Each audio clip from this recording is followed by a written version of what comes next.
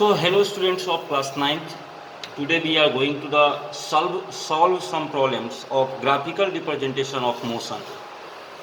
So earlier classes we have a study about the variety of graphs between the two variables of motion, like distance time graph. So as you saw, the velocity time graph, acceleration time graph,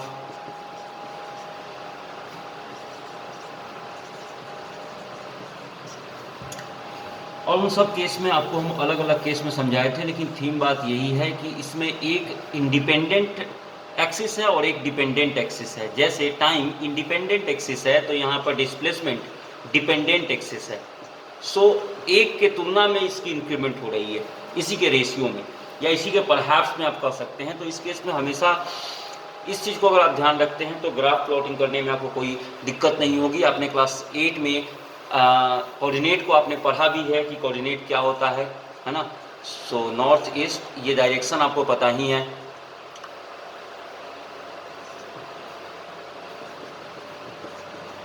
तो हम इन सब चीज़ों को लेकर कुछ questions को हम लोग देखते हैं इस चैप्टर में। सो जो क्वेश्चंस हैं उससे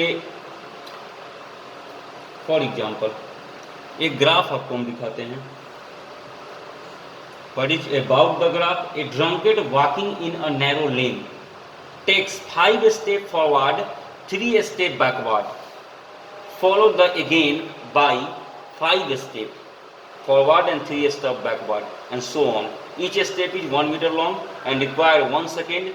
Plot a xt graph of the motion, determining graphically how long the drunkard takes to fall in a pit 30 meter away from the start. पर एक ड्रंकेड वॉकिंग मतलब शराब पिया हुआ व्यक्ति पतली सी सड़क पर चल रहा है। प्रत्येक 5 स्टेप जब आगे ले रहा है तो 3 स्टेप फिर पीछे हो जा रहा है। Followed again by the 5 step forward and the 3 step backward and so on. Each step is 1 metre long and require 1 second. प्रत्येक स्टेप 1 मीटर लॉन्ग है और 1 सेकेंड उसको एक स्टेप को लेने में रिक्वायर्ड हो रहा है। सो एक एक्सटी ग्राफ आपको ड्रॉ करना है। एक्सटी ग्राफ मतलब हो गया यहाँ पर डिस्टेंस और उसकी time graph. And determine graphically how long the drunkard takes to fall in a pit. एक गड्ढे में कितने देर में या कितने समय में वो जाके गिर जाएगा जो उससे 13 मीटर दूर है। So first we want to plot a graph. चलिए इसको हम लोग डिस्टेंस ले लेते हैं और इसको हम लोग टाइम ले लेते हैं। Now start from the marking. आपके पास ग्राफ पेपर होगा तो ग्राफ पेपर में आप इसको ड्रॉ कीजिए।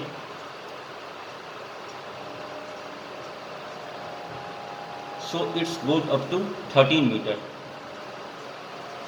प्रत्येक स्टेप कितने का है? 1 सेकेंड। 1 सेकेंड लग रहा है 1 metre. 13 and time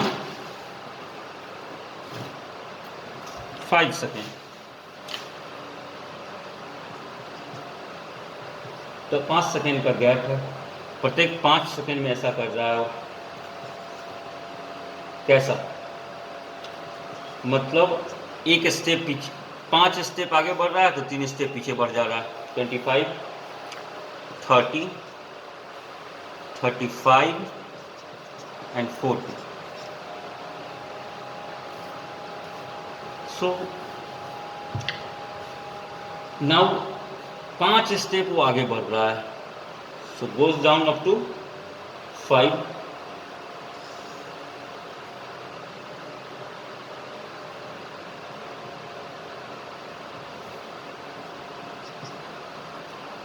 so that is the point of 5 पहले 5 सेकेंड में वो 5 स्टेप आगे गया और फिर प्रत्येक स्टेप को लेने में 3 तो 3 स्टेप पीछे आ रहा है। तो इसका मतलब 5 से कहाँ आ जाएगा वो? 5 पर था 3 स्टेप पीछे जाना है। सो 1 2 एंड 3 और कितना 5 सेकेंड ले रहा है 1 सेकेंड प्रत्येक स्टेप के लिए। तो कहाँ आ जाएगा वो? आ जाएगा लगभग 8 के राउंड में कि 5 3 8। सो ये स्टेप एक नया डेवलप हो जाएगा और तब वो फॉल डाउन हो जाएगा 5 से कहाँ, इस पॉइंट पर।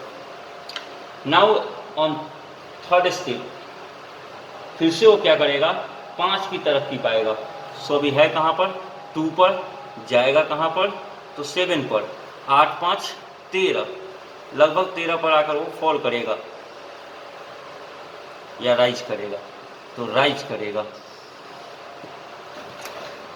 नाउ नेक्स्ट 3 स्टेप बैकवर्ड है कहाँ पर, 7 पर, 3 आएगा तो 1 2 3, कहाँ आ जाएगा, 4 पर। एंड इधर 13 पर है अभी, 5 3 उसको पीछे आने के लिए 3 मिनट सेकेंड चाहिए, तो 13 3 16,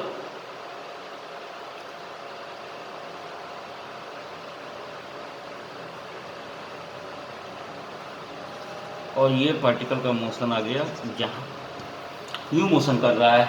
सो नेक्स्ट अगर ले तो नेक्स्ट 5 उसको फिर से मूव करना है, तो 4 पर है तो जाएगा कहाँ पर, तो 9 पर। एंड टाइम कितना लेगा, 16 पर के राउंड में था, तो 16 से वो कहाँ चला जाएगा, 21 पर, 21 सेकेंड पर। और 9 going to the new height, ठीक है, या हॉरिजेंटली ये मूव कर रहा है। नाउ यहाँ से 5 स्टेप ऊपर चला गया, फिर तीर क्या करेगा, नीचे आएगा तो कहाँ आएगा, लगभग 24 पर आएगा, और 3 स्टेप पीछे आएगा तो कहाँ आएगा, 9 पर है, 3 स्टेप पीछे आएगा तो कहाँ चला आएगा, 6 पर।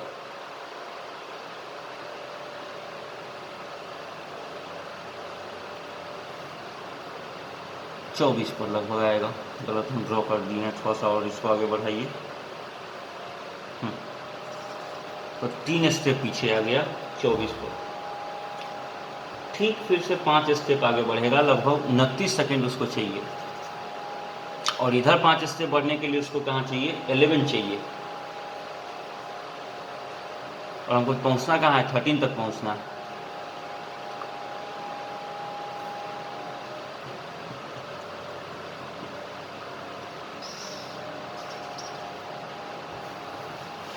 एंड नेक्स्ट फिर से 3 गिरेगा, तो कहाँ गिरेगा, 29 पर था, 3 गिरेगा कहाँ आएगा, लगभग 32 पर। सो 3 गिरेगा 11 पर, तो 8 पर।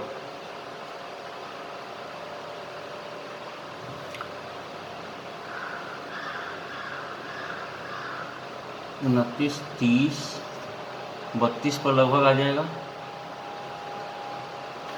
और नाउ कम हियर, सॉरी,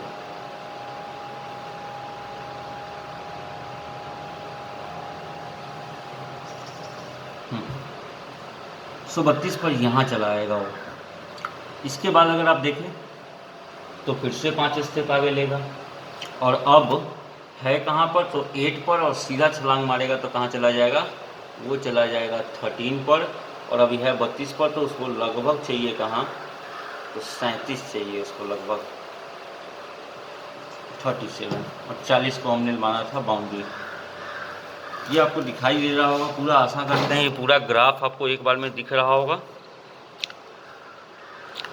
तो ये उसका मोशन है एक ड्रंकेड पर्सन का, ड्रंक पर्सन का एक मोशन है, जो उसने प्रत्येक 5 स्टेप ले रहा है और 3 स्टेप पीछे आ रहा है, 1 सेकेंड प्रत्येक स्टेप के लिए ले रहा है। सो नाउ एक्सटी ग्राफ तो हमने ड्रॉ कर दिया प्रत्येक स्टेप का। इस ग्राफ को हम थोड़ा सा मूव करते हैं, ईच स्टेप का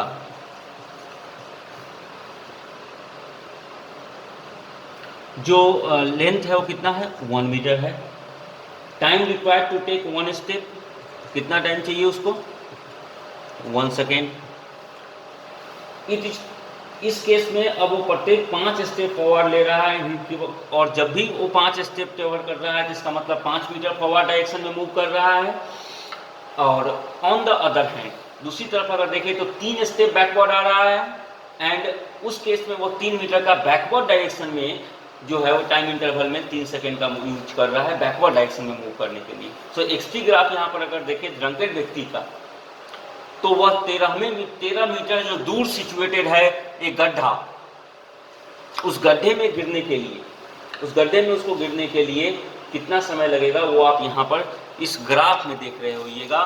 यह जो ग्राफ है, इस ग्राफ के अकॉर्डिंग अगर आप देख रहे हैं तो 13वें मीटर तक उसको पहुँचने के लिए, 13 मीटर तक उसको पहुँचने के लिए कितना सेकेंड लगेगा, एंड दैट इज 37 सेकेंड। लगभग 37 सेकेंड में, 37 सेकेंड में वह व्यक्ति उस पीठ में जाकर लुढ़क जाएगा, और इसके लिए 37 सेकेंड चाहिए। So motion of a body और motion of a person, motion of a vehicle, any things that can be in motion, उसको हम लोग ग्राफिकली भी ओरिएंट कर सकते हैं उस सॉल्यूशन को।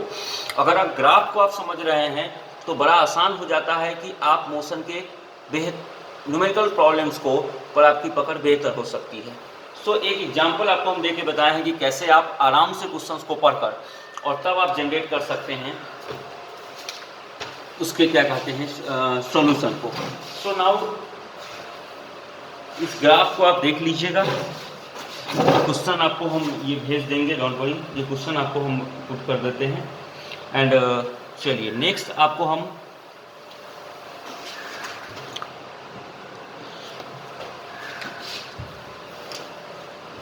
ग्राफिकल डेरिवेशन करते हैं। हम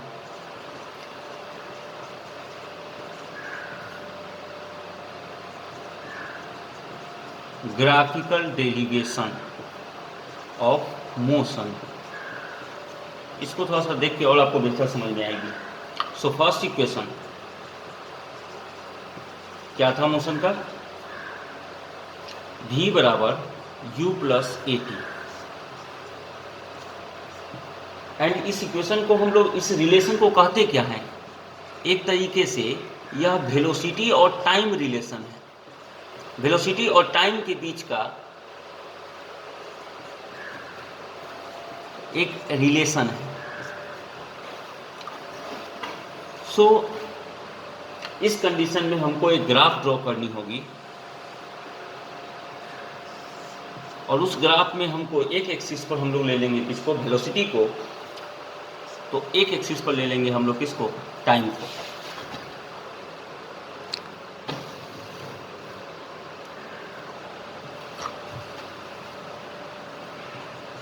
वेलोसिटी, चलिए।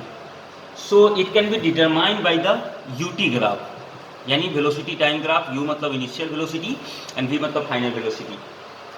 सो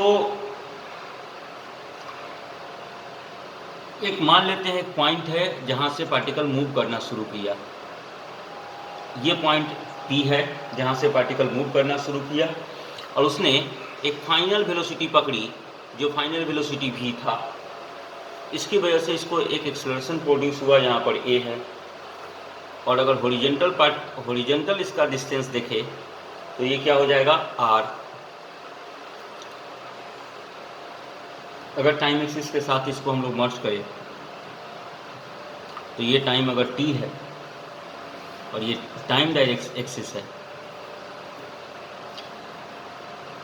और a को मिला देते हैं v से। So mainly from line PQ, आपको इसमें PQ लाइन दिखाई दे रहा होगा। ये एक्सेलरेशन तो ये देगा, VT ग्राफ है इसलिए, लेकिन यहाँ पर इसको Q पॉइंट आप बना दीजिए तो बेहतर समझ में आएगा। जो PQ मूवमेंट है इसका, PQ जो मोशन है, और इस ग्राफ का जो स्लोप ऑफ द लाइन है, स्लोप ऑफ द लाइन वो कौन है, PQ। और ये क्या PQ एक्चुअल में दे क्या रहा है, slope of the VT graph क्या देता है, वेलोसिटी टाइम ग्राफ हमेशा उसका स्लोप क्या देगा, एक्सेलरेशन। सो PQ क्या है, एक्सेलरेशन। अब A बराबर v/t होता है। सो QR, अगर आप Q और R को देख रहे हैं तो ये क्या है, चेंज इन वेलोसिटी है। U से V तक पहुंचने में R से Q तक का उसको ट्रैवलिंग करना पड़ा है, इतनी वेलोसिटी उसमें बदलाव आए हैं। सो इनिशियल वेलोसिटी U और फाइनल वेलोसिटी V। सो इसको हम लिख सकते हैं A equal to QR by RP, change in velocity with respect to time. This axis represent velocity, this axis represent time. So change in velocity, initial velocity, final velocity, and the time is PR या RP. इसको simply हम लोग इसको थोड़ा सा derivative करने के लिए जगह की कमी हो रही है. Okay, see here. इसको हम लोग थोड़ी देर के लिए इरेज कर देते हैं ताकि ये ग्राफ अपने पास रहे. तो A equal to Q R by R P, अगर ये हम बोल सकते हैं तो इसको हम ये भी बोल सकते हैं कि S P by R P.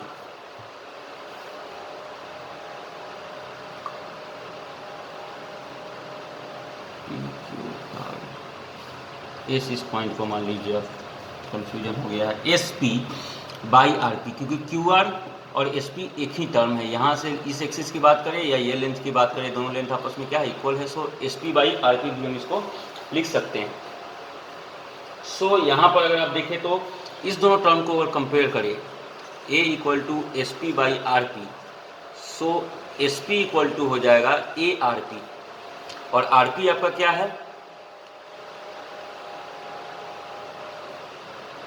R P क्या है आपका, द टोटल डिस्टेंस ट्रेवल्ड, यानी ए आर पी. तो आर पी यहाँ पर टाइम एक्सिस है, सॉरी आर पी यहाँ पर टाइम एक्सिस है. So S P equal to A into time. And S P को देखिए आप, एस पी क्या है आपका, ओ एस और ओ पी का सम है. अगर O S and O P, O S minus O P इसको हम लोग बोल सकते हैं, O S minus O P. So S P equal to O S minus O P equal to A T. O S क्या हो जाएगा, भी, और ओ पी हो जाएगा u equal to A T. So भी बराबर यू प्लस ए टी. ठीक है, थोड़ा सा यहाँ पर हम कंफ्यूज हो गए थे, इस पॉइंट्स का नाम छूट गया था. सो ए बराबर S P by R P. अब एस पी जो आपका पूरा है ये भी, ओ पी है आपका यू. सो भी में से यू जाएगा, तब ये पता चल जाएगा हमको जो क्या है आपका क्यू आर कहिए या एस पी कहिए. सो एस पी को हम लिख दिए हैं O S minus O P, और इसलिए O S minus O P करेंगे तो ए टी के बराबर होगा. ओ एस क्या है यहाँ पर, भी है, ओ पी क्या है, यू है, जीरो से यू तक का लेंथ यू है. So V minus U equal to A T. वैसे भी क्यू आर को हम लोग क्या बोल सकते हैं, चेंज इन वेलोसिटी. जैसे यहीं से आपको हम समझा रहे थे, A equal to Q R. So change in velocity, change in velocity मतलब हमेशा v माइनस यू, क्योंकि यहाँ पे इनिशियल माइनस फाइनल करते हैं, और आर पी क्या है यहाँ पर t है. So v minus U equal to A T, और v बराबर u प्लस ए टी. तो हम लोग यहाँ से भी जनरेट कर सकते थे, लेकिन वहाँ आपको थोड़ा सा एलिवेट कर दिया है इस पार्ट को भी, कि इस पार्ट के बदले में इस पार्ट का भी हम लोग उपयोग कर सकते हैं. तो ये आप देखें हैं, this is the first equation of the motion का जो फर्स्ट लॉ था उसको हम लोग ग्राफिकली डिराइव कर सकते हैं. आपके एनसीईआरटी बुक में भी कुछ सॉल्यूशन आपको दिया होगा. Now we are going to describe the second part of the equation, that is s बराबर ut plus half at square. That is the second equation of motion. Okay. So it can also be derived by the ut graph, क्योंकि इसका equation क्या है, position time relation. इसको हम लोग position time relation बोलते हैं. सो पोजीशन टाइम रिलेशन यहाँ पर हमको डिराइव करना है. और इसमें यूटी ग्राफ के आपको बताया था कि यूटी ग्राफ अगर आप बना रहे हैं और डिस्टेंस निकालना है, तो इसके अंदर में जो इनक्लोज्ड एरिया होंगे, उस इनक्लोज्ड एरिया का अगर आप फाइंड कर लेते हैं तो वही एरिया क्या हो जाता है, आपको डिस्टेंस को दे देता है, आपके पोजीशन को बता देता है. So let's drive a graph firstly.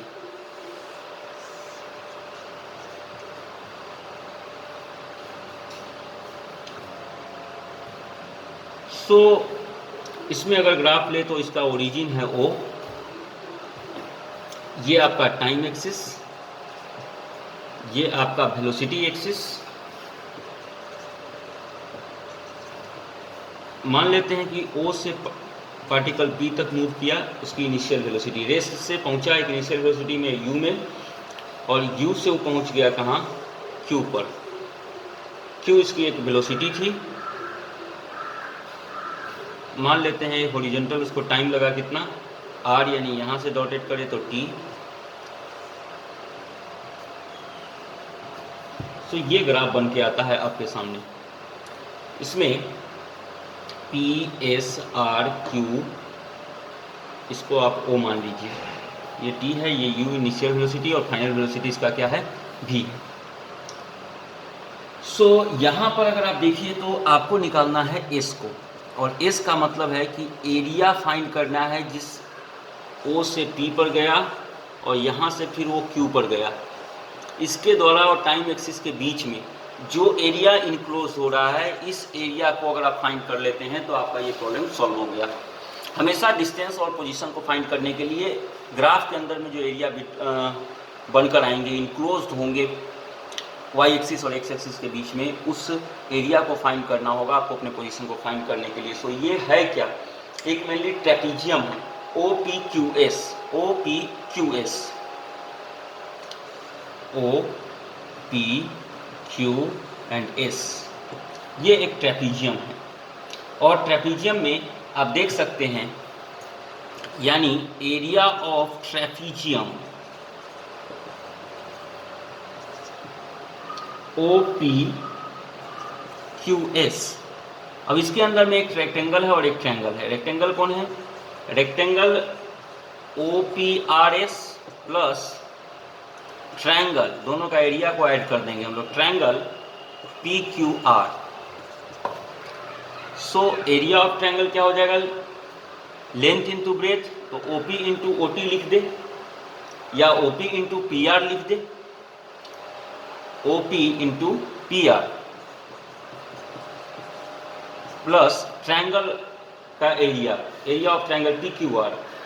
So 1/2 into base into height. Base क्या है यहाँ पर, क्यू आर को अगर हम बेस मान ले, सॉरी क्यू आर को हाइट मान ले, तो पी आर को हम लोग क्या मान सकते हैं, base. So P R into Q are.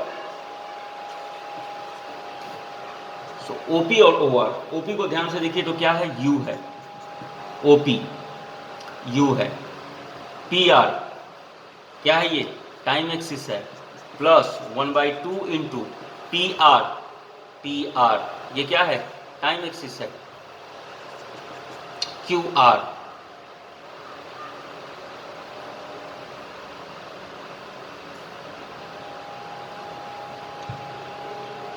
ये वेलोसिटी यूटी ग्राफ है, तो पी क्यू,